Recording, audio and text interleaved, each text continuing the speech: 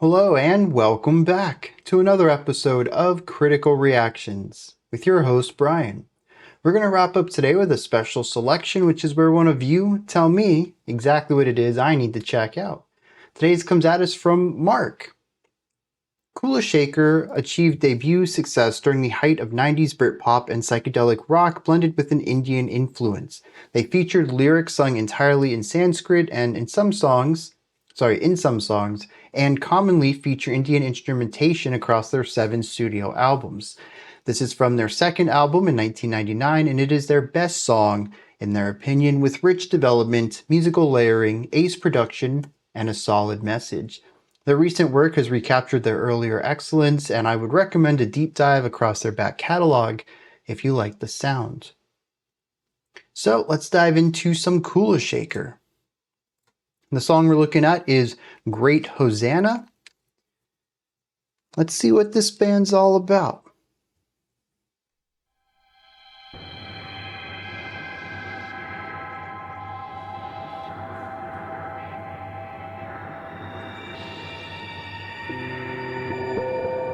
Really strong atmosphere to kick this off.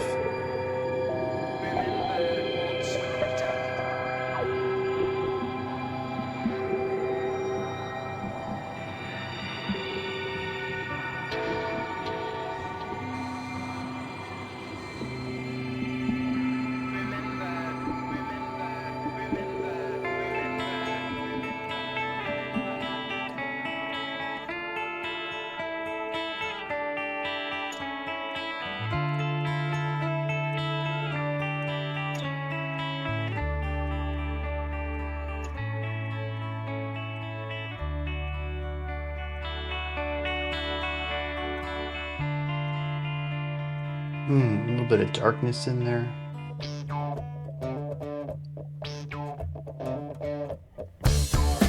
Ooh, super funky.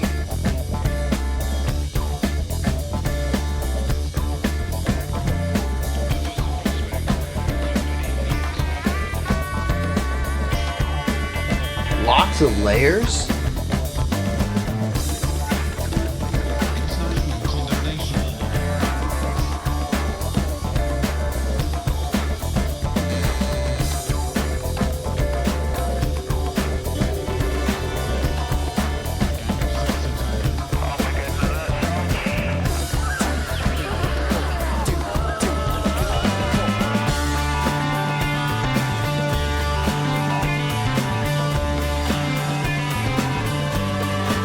Excellent bass production here. I kind of find it difficult to grapple with the idea this came out in '99.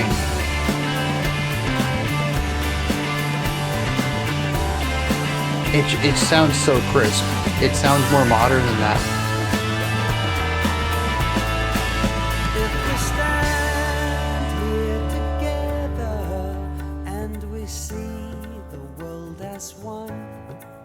We may think there's no future, but it's the same for everyone. It's like the world has lost its head, and it's like all the prophets said, but will we arise to a new world? Great little vocal run there.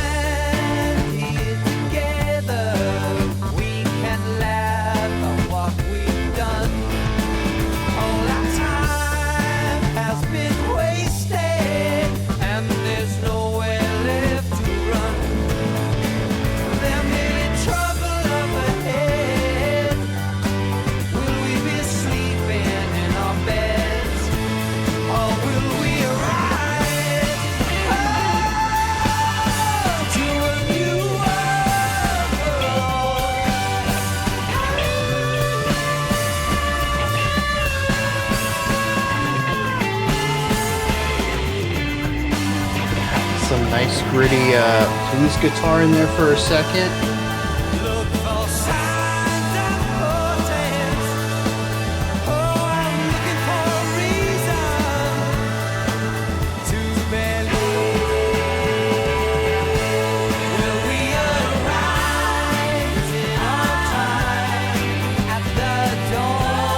all of that darkness, and then we just get this section that feels like so much joy and positivity coming out of that. Of a great Hosanna. Well, there's nothing left to do. Just hold your breath and hope it's true. That we'll arrive to a new world.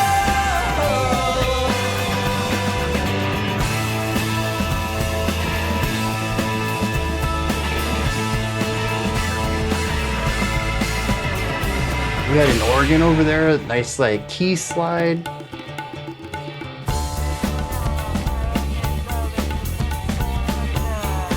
Rhythmic shift.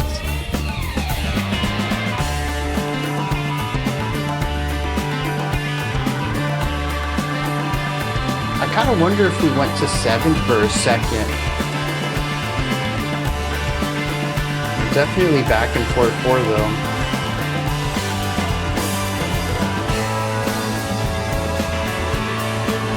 Look for signs and portents. Oh, there's got to be a reason to believe that we'll arise in our time. Oh, The dawn of another me. yeah. That we'll awake at the break of a great Hosanna. Well, there's nothing left to do. Just hold your breath and hope it's true that we'll arise to a new world.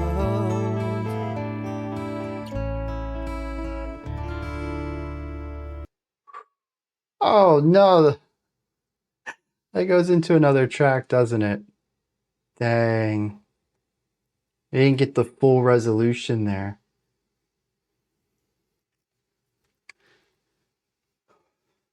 Yeah, dude, that was solid. A lot of influences in there too. I get a bit of a Beatles vibe through a lot of it. It's got that quasi psychedelic punk rock thing going on. The vocals though, they have a little bit of a twang to them. This was Britpop. I find that really interesting because it almost sounds like there's a US country singer on this track at times. I don't think it's constantly something I noticed, but it was a little texture in the vocal delivery at times that kind of stood out to me.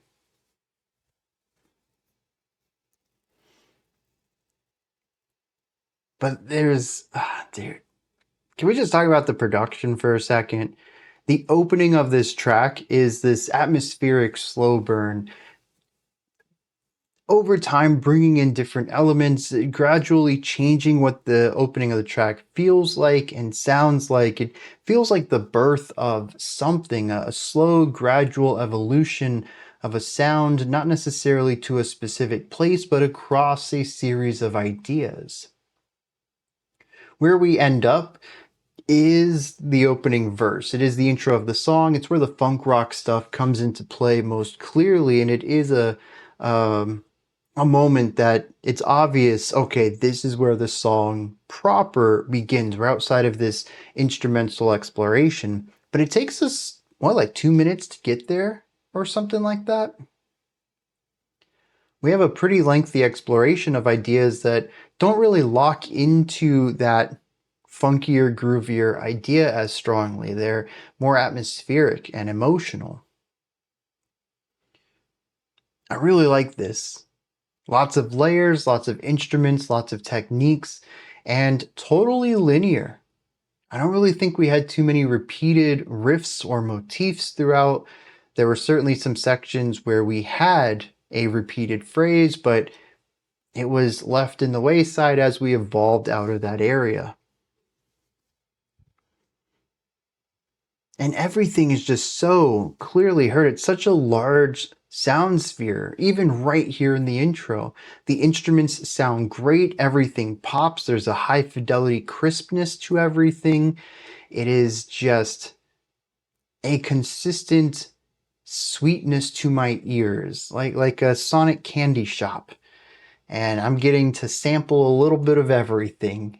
And there's some cool percussion that shows up in here. There's some cool instruments that I don't know what they are, but they're certainly newish sounds to me. And like I said, right from the start here, I can just hear the separation of sounds, the clarity of sounds, how everything has this crisp pop to it. I know I'm in for a good time because this intro is telling me that a lot of attention has been paid to how these instruments sound and how they are placed within the mix and the sound sphere, and balanced out with everything else going on. And so when we do bring in that opening verse, we get into the song proper, this funky psychedelic guitar or funky psychedelic rock thing. Everything that I expected is coming true. The drums sound great. The bass has clarity and presence. The guitar just sounds so good and crisp. I know this is the third time I've said that word. I don't have an analogy for it that really fits for the sound here. Everything pops, everything cuts through the sound, everything is placed in its own frequency and area, that it's not really fighting any clutter with anything else, but there's also so much going on that I don't know how that's possible. Whoever produced this, the engineer, definitely deserves some credit on this track. It is just a joy to listen to all of these ideas come together. And I love it. But then beyond this more, I suppose in the realm of music writing, we can call it an esoteric intro, a linear journey through a bunch of sounds that aren't really focused on melody or rhythm as much as they're focused on texture and atmosphere. But we get out of that into a more traditional style of songwriting. And here, just immediately, you just got to start getting into the groove. It's catchy, it's funky, there's some strong syncopation here. The bass is funky, the drum work is phenomenal. It captures this very light and bright energy. It just makes me, at least, I don't know about y'all, it makes me want to move. And it is songs like this that I am so glad I decided to stand for my reactions, because honestly, there's no way to really groove to this well while seated. So much of music like this is based around hip and leg movement.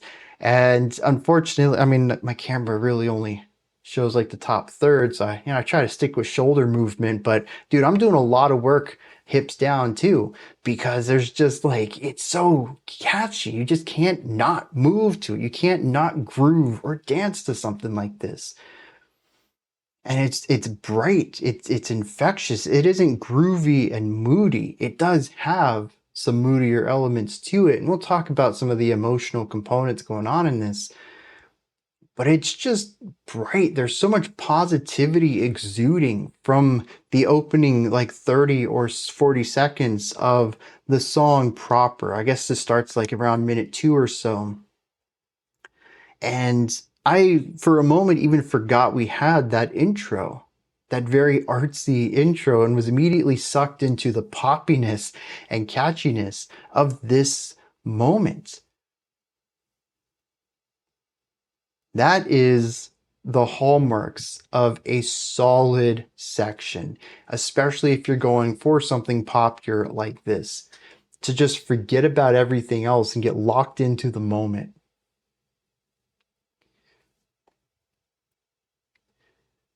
Now, emotionally, we do go through some variation on this. There is a general brightness to the track, and I think the chorus does a really good job of leaning into this as well, but it helps that it comes out of stuff that is moodier. There are parts of the verse that kind of introduce a little bit of darkness, not necessarily harmonic instability, but certainly harmonic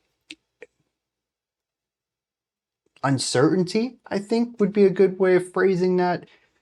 There are parts where the emotion of this song feel like they don't know what's ahead of them, and it causes fear or panic or sorrow. Never really in a strong amount, though. It's always just a little sprinkling of it. It isn't, it's not doom metal. It's not trying to depress you, but it is trying to create a little bit of negativities, to put in a pinch of darkness into the coloring here, so that when we burst into the chorus, we can really have this brightness punch through that darkness and to really feel it. It's emotional contrast, honestly. I talk about layering contrast. I talk about intensity contrast and volume contrast, but I think emotional contrast is just as important. To have a song be sugary sweet for an entire runtime, it has the possibility of getting old, much like an extreme metal song being extreme all the time can kind of lose its extremity by becoming the status quo. The same thing can happen with anything. And this one, I think having these elements of dipping down into a little bit of darkness, it not only just allows us to appreciate the more joyous, positivity in the song, but it also elevates it too. To remember what something less joyful feels like, to get away from that for a moment, to sit within this darkness for, even if it's just 4 bars, then to move back into that bright sound. To feel enveloped in that again, it feels even better than the first time we listened to it, where we're sort of isolated.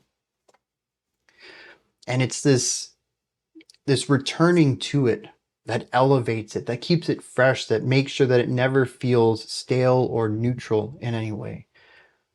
And that is what I think a lot of this song ends up feeling like to me. It's a lot of partying.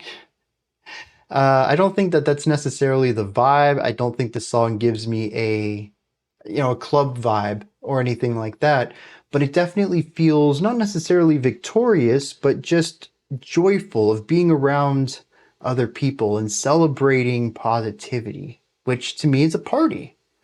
So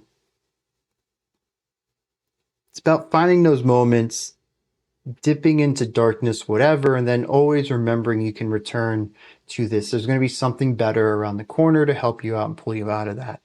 And that's what the song ultimately feels like to me.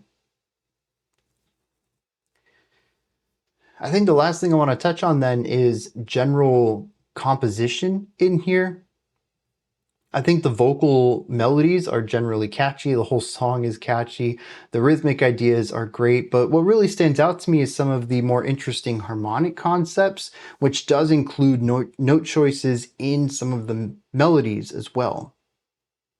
In that this does have a general psychedelic rock feel, which is sort of rock, but it does have some funkiness, particularly with the bass line. But when I think about the guitar melody, I typically feel a little bit of, as was mentioned earlier, some Indian inspiration in there as well.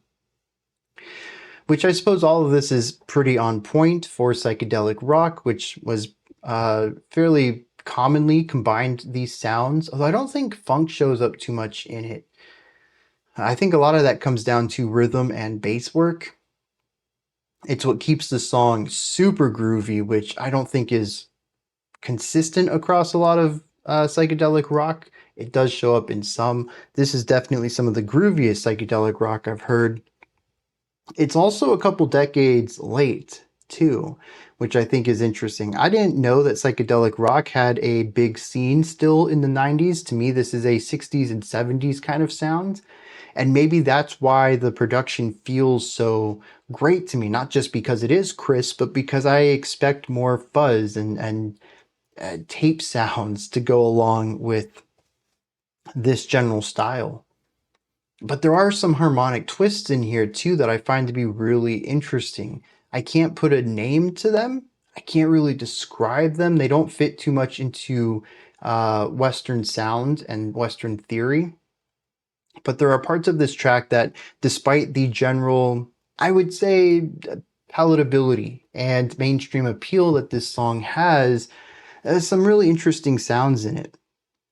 that I wouldn't expect from a band trying to achieve this general sound.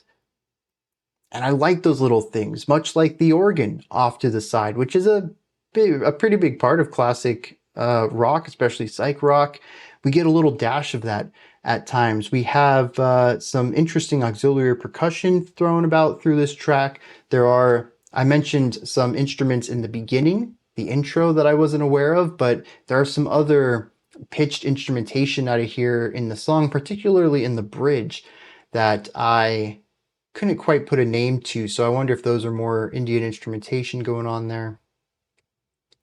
But it is this smorgasbord of things. It never really stands still. It's always asking, what can we add to this? What kind of ornamental thing can we put in here? And I think that's interesting too, because going back to the pop production, this is kind of the hallmark of electronic production, is that you have a limitless number of sounds. If you want to put an instrument in for 4 bars and then never use it again, you're more than welcome to. And you can make up that sound if you want. But in rock, what we typically see is guitars, bass, drums, and vocals. Maybe an extra instrument, an organ or a keyboard are pretty popular. Violins are kind of popular. Flutes, depending on your rock band. Got some Jethro Tull fans out there. But this one seems to just go for that electronic perspective and say, well, I want an organ in here for 8 bars. And then they just do it. The organ never comes back. It is there as a texture for this moment, a specific spice for this part of the meal. And then that's it. It's not anywhere else. And the same goes for a lot of the instrumentation on here outside of the core rock bands. And I think that's an interesting kind of angle to go on this, simply because it's not what you typically see in rock music. I really appreciate the sonic exploration going on here in this little outskirts kind of attention that we can, or the outskirts that we can put attention towards, because, you know, in the center of it, it's a rock band. It's funky. It's got that psychedelic edge. That's fairly consistent. The song has an identity to it that doesn't really change much throughout the song, but it still finds ways to create, you know, variation throughout. And a lot of that is through these sonic shifts by bringing in these extra instruments for parts of the track. Let me hit some lyrics on this one, see what's going on there, and then we're going to wrap this video up. All right. Someone correct me if I'm wrong on this, but it seems to be a song that focuses on life growing, evolving, even if we don't do anything to make it do that. I'm grasping at straws here, dude. I'm a little lost on this. There's 2 verses and then the chorus.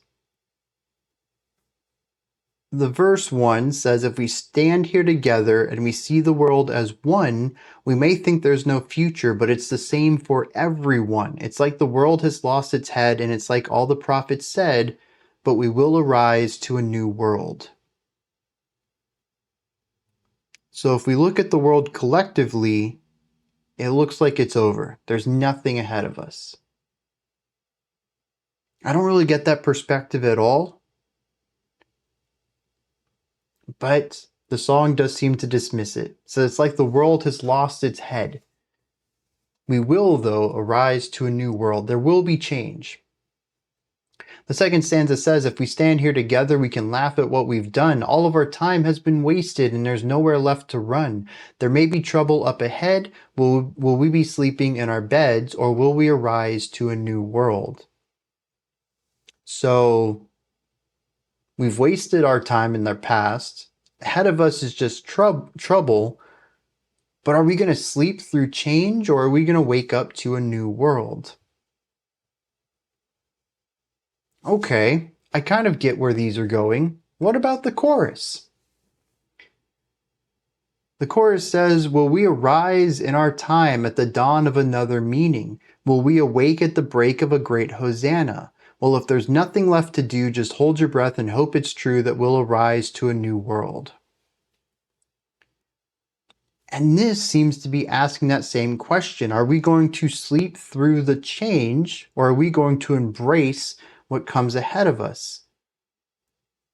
And even says, if you think that there's nothing left in this world worthwhile, just hold your breath and hope that will arise to a new world tomorrow. The hope is a really interesting word.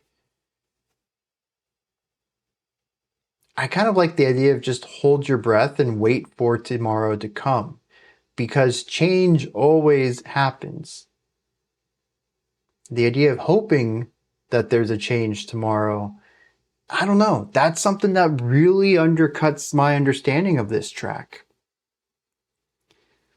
But I think something that I'm kind of clashing with, and maybe it's just that I'm reading it incorrectly, is this idea of waiting for a new world to rise. This comes up at the end of every single stanza, verse, or chorus, and maybe things were just more optimistic in the late 90s, but today it seems that if you just wait for change to happen, the change is going to typically not be great. That if you want things to improve, you've got to fight for it. You got to be active in the world. So I'm kind of clashing with that. I'm clashing with the idea of hoping that there's a new world ahead of us. And I can't really get a grasp on whether this is hopeful for the future or just acknowledging that there is a future and that it might be good, but it also might be bad. And I'm kind of, I want to lean towards a more positive reading on this. That life improves. If things look bleak, just wait it out and something better will happen. But that's a tough message for right now. So I'm kind of curious how other people read this. Maybe it's just the way I'm interpreting it. These are my thoughts on Kula Shaker's Great Hosannah. What are yours? Did you enjoy it? Is there anything that stood out to you? Anything that you'd like to add on to what I said or correct me on? Do you have your own interpretation of this track? Please put all of that and any other thoughts you might have down into the comments section. Above that, in the description box, you'll find a link to Linktree. It takes you here. You can find links to my music, ways to support the channel, a link to the Discord server, and so much more. Above that, if you could, like, subscribe, and ring the bell.